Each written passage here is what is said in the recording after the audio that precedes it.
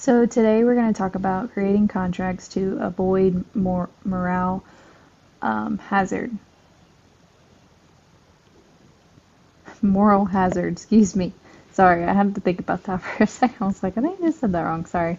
So welcome to my presentation on creating contracts. Today we'll talk about different payment plan options for your new CEO. So let's get started. So the first one is the fixed wages.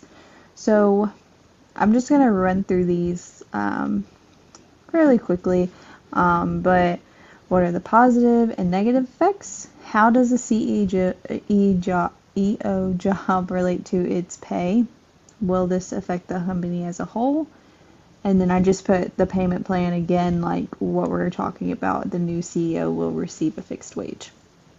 So, contingent pay only works for routine tasks. If you perform routine tasks where learning is not necessary, highlighting performance goals works great.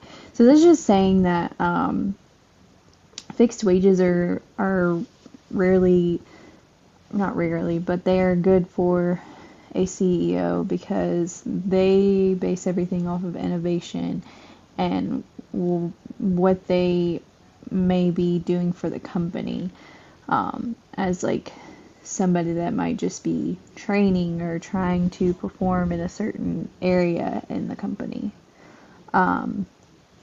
Fixating on performance can weaken it.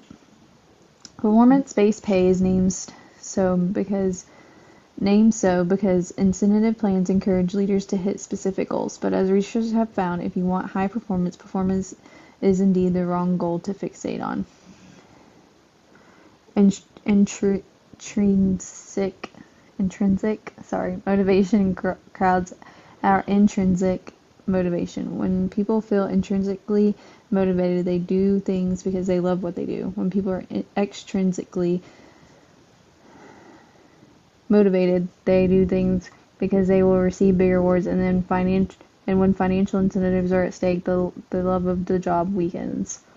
So that's just saying that, if you're at a fixed rate and you know that you're not based on bonuses and other incentives, you love coming to work every day. That's what the study shows. Contingent pay leads to cooking the books. With a large proportion of a person's pay is based on variable financial incentives, those people are more likely to cheat.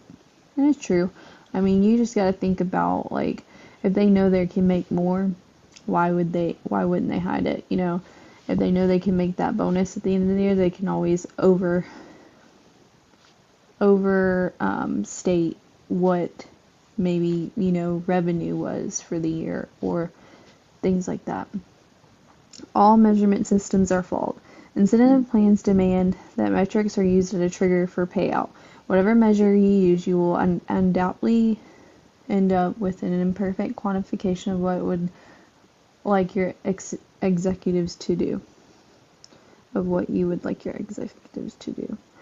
This payment system is more positive than negative. A fixed rate for your CEO will overall be a better fit for your company. Less hassle with a percentage off of the profits made, and increase innovation as a leader. Sorry. I didn't mean to go to the next one. I just want to make sure that was it. Yeah, that's it. Sometimes I type and I don't remember things at the bottom that are important as well. So moving on. Profit sharing. So I'll just say the scenario. The new CEO receives 15% of the firm's profit with no wage. The current value of the firm's profit multiplied times 15% is equivalent to the fixed fee wage in option 1. So, what are the risks? Is this equivalent to fixed wages? For profit sharing, you have to decide on the size of the pool of the money you're going to pay out. Second, you have to figure out how you want to distribute the money out of that pool.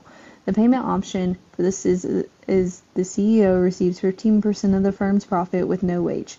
The current value of the firm's profit multiplied times 15.15 is equivalent to the fixed fee wage in option 1.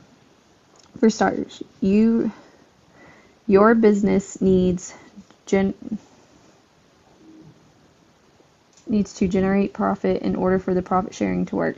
If you're not profitable and you're running in the red, you probably shouldn't create this plan. For example, a company generates $2 million in profit for the year, and the CEO receives a fixed rate of the revenue.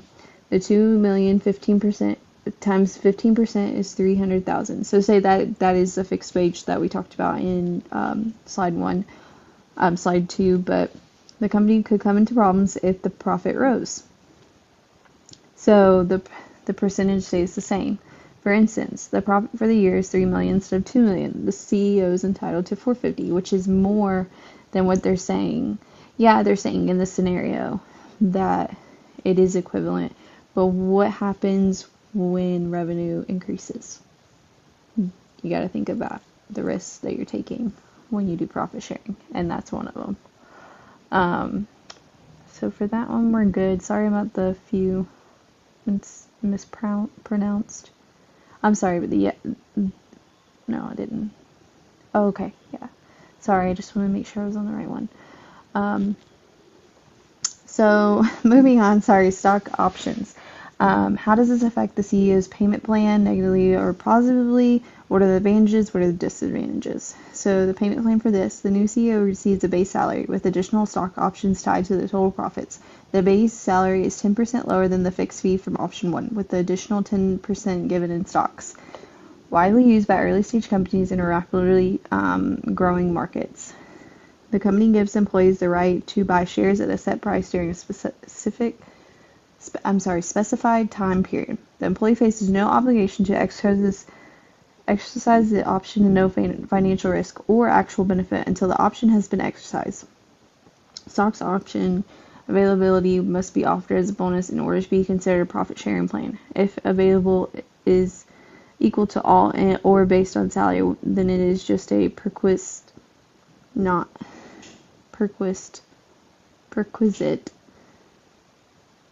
a profit incentive plan. Advantages to performance-based incentives. Flexibility and relatively inexpensive to implement. May be geared to specific teams or individuals. Vesting schedules can aid retention. Disadvantages. Requires more creative management. Employees may see options as less certain than cash. When many companies are offering options, they do little to engender loyalty. They also create a tax liability to employees. Yeah, so you just have to think about doing stock options for the CEO, how that will affect the company. It may be a great option in your eyes, but is it because if the market tanks, then it is more than likely that the CEO will lose a good portion of what it was invested. So that is, that's not good for the CEO. Like, you want somebody to know that for sure they're getting paid, and that's just not a good option to think about for the new CEO. So moving on. Bonuses. Does this affect the overall health of the company? Are CEO bonuses a disguise of a CEO salary? Payment plan. The new CEO receives a base salary with an additional stock bonus which is tied to total revenues. The base salary is 10% lower than the fixed fee from option 1, with an additional 10% given as a bonus tied to the total revenue from the prior year. An annual bonus is nothing more than a base salary in disguise.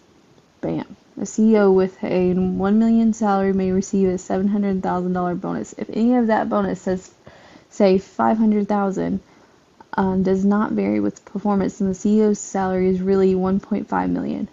Whoa. You could base it on performance, such as profit or revenue growth, return on equity, or share price appreciation. Just be cautious. Financial metrics and annual share price gains are not always a fair measure of how well an executive is doing his or her job. Bam. It isn't. Just because somebody is doing a good job, you're not there 24/7 with that person. So you don't really know what they're doing. A fixed wage, like I said, is the best route. Bonuses are okay, but they're not okay to the point where, you're killing the company to give that bonus.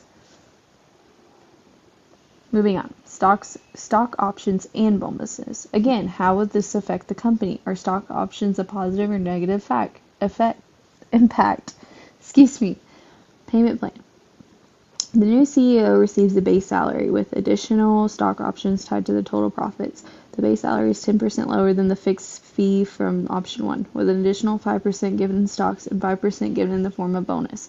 Again, you take the risk of giving the CEO a base salary and on top of it more incentives. Bonuses are well earned, but it's hard to keep track of a person's performance. Stock options also have flaws as compensation.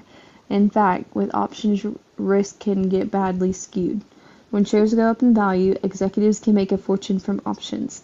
But when they fall, investors lose out, while executives are no worse off.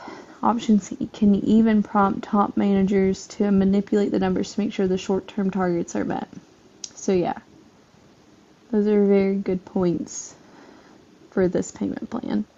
It's just not it's not a great option to go. I just think that, you will struggle trying to balance this act. And you won't win because of how much money the CEO is making at the end. Alright, we're going to our last slide, the final proposal. So what's the best option? Why? Payment plan. The new CEO will receive a fixed wage. So first, assessing CEO compensation is like painting a picture. Interpreting numbers isn't horribly straightforward, yet investors should get a sense of how compensation programs can create incentives or disincentives for top managers to work in the interest of shareholders. The best option is the fixed wage, because the CEO doesn't have the option to manipulate the company or the company's balance sheet. Fixed wage is the best route, I believe, because there is a internal control there, and the internal control is you won't have to worry about anyone messing with the balance sheet or overstating or understating. It's just not okay for a company that is trying to build its foundation.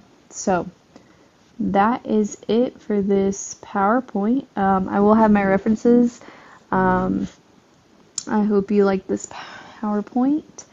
And that is all I have for the payment options. Alright, my name's Amanda, and I will see you guys in my next video. PowerPoint presentation. Thank you. Bye.